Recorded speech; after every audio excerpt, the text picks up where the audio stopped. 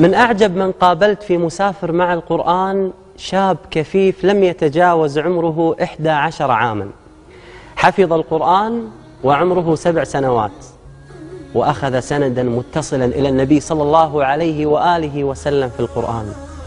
لم تنتهي قصة هذا الشاب، بل كان يحفظ القرآن بطريقة رائعة وعجيبة. إنه الشاب الكفيف جهاد المالكي. نحن الآن في مسجد قباء، أول مسجد بني في الإسلام، ونتحدث في هذا المسجد عن القرآن وعن نموذج قرآني رائع وهو الشيخ جهاد المالكي.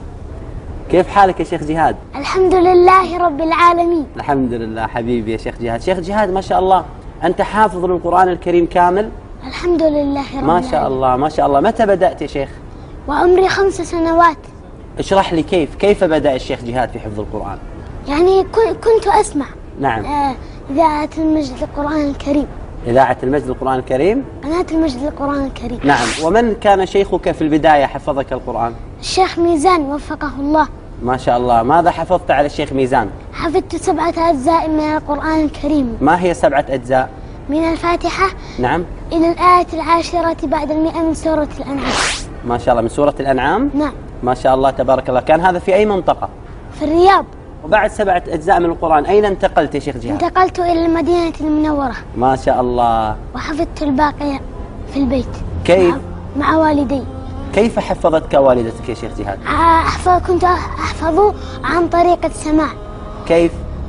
أي تسمع المقررة، نعم، ثم تقوم بتكراره آية نعم، حتى تحفظه، ثم تقوم بتكرار سماعه، ثم تقوم بتكراره كله، نعم، ثم تقوم بتسميعه عند والدتك أو والدك، ثم إذا كان عندك شيخ نعم، فتسمعه عنده، وهكذا في اليوم التالي، وتراجع الوجه كامل. ما شاء الله. كم كنت تحفظ تقريبا في اليوم؟ نصف وجه. نصف وجه يوميا تحفظ نصف وجه؟ كنت أحفظ نصف وجه، نعم، ووجها ووجهين حتى نعم. أتم الله علي. ما شاء الله ما شاء الله. أتم الله عليك بحفظ القرآن، وهذا أعظم كنز الله سبحانه وتعالى يعطيه للإنسان.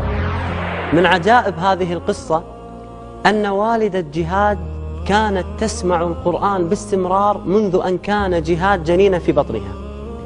ولدة جهاد استمرت تسمع القرآن وتسمع جهاد القرآن حتى بلغ من عمره 5 سنوات. والله أعلم أن لهذا السبب حفظ جهاد القرآن بإتقان. شيخ جهاد حبيبي، نعم. كم عمرك عندما حفظت القرآن الكريم؟ 7 سنوات ولله الحمد. 7 سنوات حفظت القرآن الكريم كاملا؟ نعم. والآن أنت تراجع القرآن مع من؟ الآن أراجع مع نفسي. مع نفسك أنت تراجع القرآن؟ نعم. كم تراجع في اليوم؟ تقريبا 3 إلى 5 أجزاء. هل التحقت بشيخ من المشايخ تقرأ عليه القرآن؟ التحقت أولا، نعم، بعد حفظ القرآن بالجمعية الخيرية لتحفيظ القرآن الكريم. نعم. ثم التحقت بدار الفرقان، نعم، لتحفيظ القرآن وتعليمه. حصلت على إجازة إلى النبي صلى الله نعم. عليه وسلم؟ صلى الله. ما هي الإجازة؟ سند. سند إيش؟ في حفظ؟ نعم. كم سند أخذت الآن؟ الآن أخذت سندا في القرآن، نعم، وسندا في الجزرية، وسندا في تحفة الأطفال. ما شاء الله ما شاء الله تبارك الله. شيخنا اقرأ لنا شيء من تحفة الأطفال. عدد أبيات هذه المنظومة 61 بيتا. البحر الرجز. بسم الله الرحمن الرحيم. يقول راجي رحمة الغفور دوما سليمان هو الجمزوري، الحمد لله مصليا على محمد وآله ومن تلا.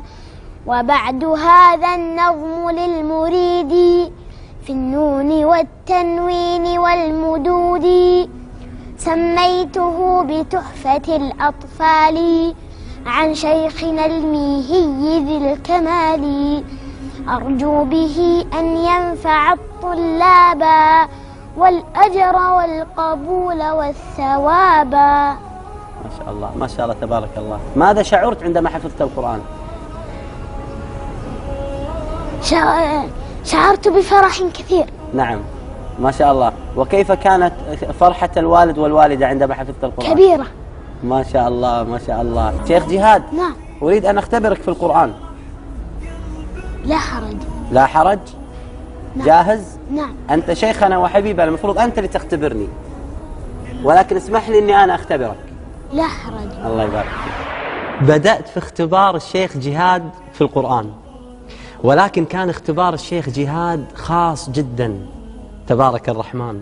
كان حفظه للقرآن متقن. أسأل الله سبحانه وتعالى أن يحفظه ويحميه. آية 34 في سورة الأعراف. أعوذ بالله من الشيطان الرجيم. ولكل أمة أجل فإذا جاء أجلهم لا يستأخرون ساعة ولا يستقدمون. آية يا شيخنا 171 من سورة آل عمران. أعوذ بالله من الشيطان الرجيم. يستبشرون بنعمة من الله وفضل وأن الله لا يضيع أجر المؤمنين. أكمل.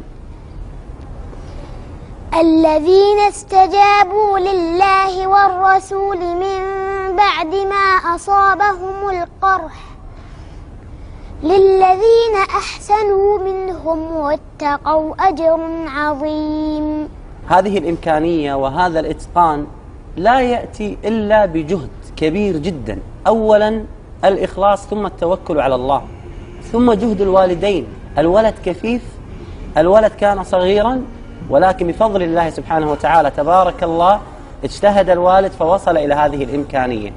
عبرة لكل شخص يشاهد هذا النموذج الرائع ما شاء الله تبارك الله. لا يرضى أن نقول فقد البصر، بل يقول فقد النظر. صح؟ نعم. نعم. لماذا؟ لأن البصر أصلا نعم. هذا في القلب من نعم. نور القلب. إن الله تعالى يقول نعم. فإنها لا تعمى الأبصار ولكن تعمى القلوب التي في الصدور. ما شاء الله ما شاء الله تبارك الرحمن. شيخنا الله سبحانه وتعالى أخذ منك النظر، هل تشعر بالحزن؟ لا أشعر بالحزن، لأن الله سبحانه وتعالى أخذ مني نعمة النظر وأعطاني نعمة البصر والبصيرة، وهذه النعمة لا بد أن يشكر الله عليها. وكيف شكرت نعمة الله سبحانه وتعالى هذه؟ حفظت القرآن. نعم. لا بد أن أعمل به. نعم. الله أكبر الله أكبر. طيب يا شيخ جهاد، ما هي أمنيتك؟ ماذا تريد أن تكون في المستقبل؟ أن أكون إماما للحرمين وأن أكون عالما لرضا الله. أتتني أسئلة كثيرة في مسافر مع القرآن واحد عن كيفية حفظ المتشابهات في القرآن، وأنا قلت دائما في مسافر مع القرآن واحد وكررت حفظ القرآن المتقن، أني أنا أختار شيخ متقن يعلمني كيف أحفظ المتشابهات في القرآن. يعني أنا لما كنت أحفظ عند الشيخ، لما حفظت آيات مثلا ووصينا الإنسان بوالديه، قال لي ترى في واحدة في الأحقاف وفي واحدة في العنكبوت وفي واحدة في سورة لقمان. وضح لي الشيخ المتقن يعلمك على حفظ المتشابهات في القرآن، وأيضا أنك أنت تشارك في المسابقات الكثيرة بإذن الله عز وجل تعينك على المتشابهات. وأنا ما ترك جهاد، سألت أيضا عن المتشابهات في القرآن، ولكن قولوا ما شاء الله. شيخنا أريد أن أسألك بعض الأسئلة المتشابهات في القرآن إن شاء الله. شيخنا يقول ربي عز وجل: وإن لكم في الأنعام لعبرة نسقيكم مما في بطونه. تشبهها الآية. هذه أي سورة؟ هذه سورة النحل، الآية 66. ما شاء الله تبارك الله. تشبهها نعم. الآية 21 من سورة المؤمنون. ما شاء الله تبارك الرحمن، ما شاء الله تبارك الرحمن. اقرأ اللي في سورة المؤمنون. أعوذ بالله من الشيطان الرجيم. وإن لكم في الأنعام لعبرة نسقيكم مما في بطونها ولكم فيها منافع كثيرة ومنها تأكلون. شيخنا أسألك سؤال آخر. نعم. ولقد استهزئ برسل من قبلك فأمليت للذين كفروا ثم أخذتهم. هذه أي سورة؟ فكيف كان عقاب؟ الآية 32 من سورة الرعد. ما شاء الله تبارك الرحمن. تشبهها الآية 41 من سورة الأنبياء. قال الله تعالى: بسم الله الرحمن الرحيم: ولقد استهزئ برسل من قبلك فحاق بالذين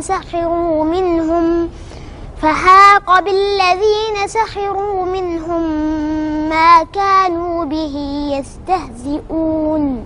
ما شاء الله شيخنا، كيف تعلمت هذه المتشابهات تحفظها، وكيف تعلمت ما شاء الله تبارك الرحمن إتقان ومعرفة أرقام الآيات؟ كيف تعلمتها شيخنا؟ المتشابهات كنت أقرأ الآية ثم حين آتي الدرس الآخر نعم سواء أي آية تأتي فيها أقول هذه الآية تشبه الآية كذا وكذا. ما شاء الله ما شاء الله تبارك الرحمن. ورقم الآيات كيف تعلمتها؟ كنت تحفظ الآية نعم. تسمعها ثم هو الشيخ طبعا لا يقول رقم الآية لكن أنت تقولها. الله يحفظك يا شيخ جهاد. شيخ جهاد، بعض الأولاد بعض الشباب يقولون أن القرآن صعبا، لا يستطيعون أن يحفظوا القرآن، ماذا تقول لهم يا شيخ جهاد؟ أقول إن القرآن سهل. نعم. والله تعالى يقول: ولقد يسرنا القرآن للذكر فهل من مدكر. نعم. ويحتاج إلى تركيز كثير. نعم. ويحتاج إلى عمل. عندما نرى هذا اللقاء يجب علينا أن نقبل على كتاب الله سبحانه وتعالى، وأن يكون هذا اللقاء لنا حجة وعبرة. أسأل الله سبحانه وتعالى أن يحفظك يا شيخ جهاد. آمين. بارك الله فيك. بارك الله فيك.